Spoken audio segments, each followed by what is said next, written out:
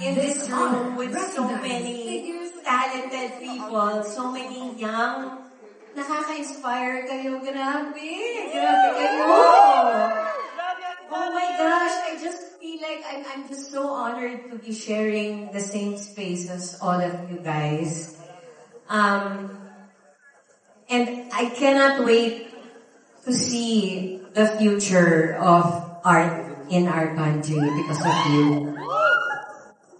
And as you know, you can't do anything alone. I have so many people to thank. It's the people who are so supportive of me, who are behind me, Creation Studios. Thank you. You're the best. RJ, John, Yay. Nasaan ka na, Yay? Yes. And the best handler on the planet, Luis Guillermo.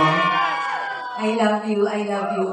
My family, my kids, the people who have trained me, who have inspired me, Tony Mabesa, Jose Estrella, all the people who I've learned from, and you guys, lahat kayo, nakaka-inspire kayo. I learn every day from you. Kayo talaga ang future, and I couldn't be prouder that you have voted for me and you have chosen me to receive this so cool thing. Woo! Thank you guys. Thank you.